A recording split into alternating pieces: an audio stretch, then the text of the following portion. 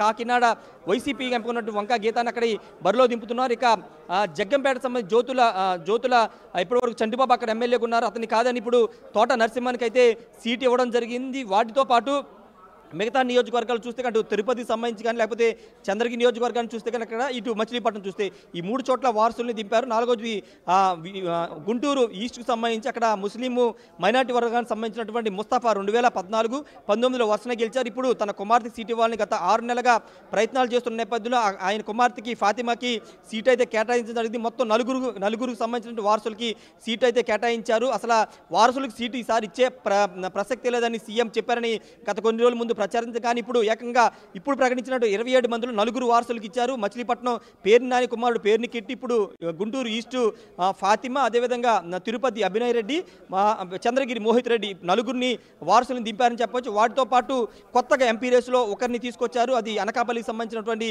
అభ్యర్థి తీసుకొచ్చారు. ఇక ఎంపీని ఎమ్మెల్యేలుగా ప్రమోట్ చేస్తూ కొన్ని నియోజకవర్గాల్లో ప్రమోట్ చేశారు. ఇక ఎమ్మెల్యేని ఎంపీలుగా కూడా అటు అరకుకు సంబంధించి కానీ లేకపోతే ఇటు పెనుగొండ అనంతపురం ఎమ్మెల్యేని కృష్ణమోహన్ లైవ్ లో అందుబాటులోకి వచ్చారు. కృష్ణమోహన్ ముఖ్యంగా 27 మందితో రిలీజ్ చేసినటువంటి ఈ లిస్ట్ లో వెరీ ఇంట్రెస్టింగ్, చాలా మందిని ఎంపీలను ఎమ్మెల్యే అభ్యర్థులుగా ఉంచబోతున్నారు, ఎమ్మెల్యే అభ్యర్థులను ఎంపీలుగా మార్చబోతున్నారు. అలాగే వెరీ ఇంట్రెస్టింగ్ వారసత్వాన్ని ఎక్కువగా ప్రోత్సహించినట్టు తెలుస్తుంది. సెకండ్ లిస్ట్ లో ముఖ్యంగా చంద్రగిరి, తిరుపతి, అలాగే మచిలీపట్నం, రామచంద్రపురం లాంటి స్థానాల్లో వారసులకు ఎక్కువగా సీట్లు కేటాయించిన పరిస్థితి, దాదాపుగా గుంటూరులో కూడా. సో దీనికి సంబంధించి ఓవరాల్ గా ఎట్లాంటి కసరత్తు జరిగింది, ముఖ్యంగా వైసీపీ సెకండ్ లిస్ట్ సంబంధించి ఎట్లాంటి జాగ్రత్తలు తీసుకుంది?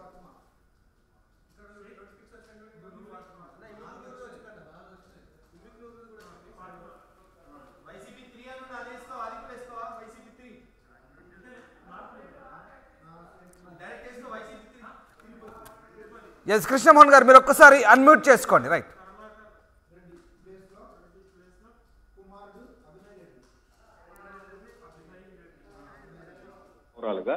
దీంట్లో ఒక్కసారిగా మనం వరుసగా చూసుకుంటే ఎంపీలని మొదటి నుంచి చెప్తానే ఉన్నాం. ఎంపీలని ఎమ్మెల్యేలుగా పంపిస్తున్నారు, ఎమ్మెల్యేలని ఎంపీలకు కూడా పంపించే పరిస్థితి ఉంటుందని చెప్పి చాలా క్లారిటీగా ప్రతి నియోజకవర్గానికి సంబంధించిన ప్రతి విషయాన్ని కూడా మనం తీసాం.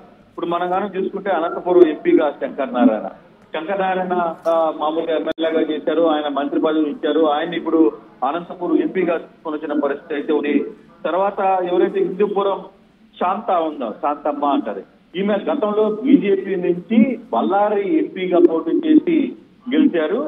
ఆమెను ఈ రోజు ఇదే ప్రాంతానికి సంబంధించి ఆంధ్రప్రదేశ్ లో ఎంపీ స్థానంలో అంటే గోరంట్ల మాధవ్ స్థానాన్ని మార్చి ఈ రోజు శాంతమ్మకి ఇచ్చిన పరిస్థితి ఉంది.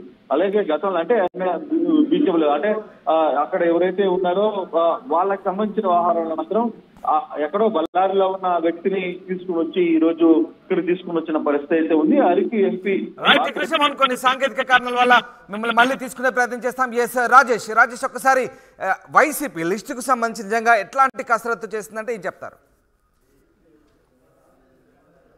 ఖచ్చితంగా ముందు సామాజిక సమీకరణాలే ప్రధాన ఎజెండాగా లిస్టుల అభ్యర్థుల ఎంపిక అనేది వైసీపీ చేసిందని చెప్పాలి. తర్వాత ఆ పార్టీ చేసుకున్నటువంటి సర్వేలు కానీ అక్కడ లోకల్ సిట్టింగ్ ఎమ్మెల్యే మీద ఉన్న వ్యతిరేకత, ప్రజల్లో అతనికి ఉన్న సానుకూలత ఇవన్నింటిని కూడా పరిశీలించి మాత్రమే ఇప్పుడు అభ్యర్థుల లిస్టును అయితే ఖరారు చేసిందని చెప్పాలి. ఎంపీగా ఉన్నటువంటి అభ్యర్థి ఎమ్మెల్యేగా వస్తే గెలుస్తాడని ఆ రకంగా కూడా సర్వే చేసుకున్నారు. ఎమ్మెల్యేగా పోటీ చేస్తే ఎలా ఉంటుంది, ఎంపీగా పోటీ చేస్తే ఎలా ఉంటుంది, ఇలా అన్ని రకాల కోణంలో సర్వేలు చేసిన తర్వాత ఆ సర్వే రిపోర్ట్ల ఆధారంగానే పూర్తిగా అటు పీకే టీం కానీ లేకపోతే వైసీపీకి సంబంధించినటువంటి సొంత సర్వేలన్నీ కూడా చేసుకున్న తర్వాతే అభ్యర్థుల మార్పులకు సంబంధించిన నిర్ణయాన్ని తీసుకుందని చెప్పవచ్చు. అభ్యర్థులకు సంబంధించి వీళ్ళే ఇప్పుడు ప్రకటించిన అభ్యర్థులు మొన్న డిసెంబర్ 11 ప్రకటించినటువంటి 11 మంది అభ్యర్థులు, ఈ రోజు ప్రకటించిన 27 మంది అభ్యర్థులు. మొత్తం వీళ్ళంతా కూడా రాబోయే ఎన్నికల్లో వైసీపీ నుంచి బీఫామ్ తీసుకుంటారని, ఎలాంటి మార్పులు ఉండవని కొద్దిసేపటిమే సజ్జలు కానీ బొచ్చ కానీ చెప్పిన నేపథ్యంలో ఇకపైన మార్పులు ఉండే అవకాశం లేదు. వీళ్ళే నేరుగా ఎన్నికల రణరంగంలో దిగే అవకాశం కనబడుతుంది. ఖచ్చితంగా కేవలం పార్టీ చేసుకున్న సర్వేలు, పీకే టీము చేసినటువంటి 4-5 సర్వేలు కీలకంగా చూడాలి. దాంతోపాటు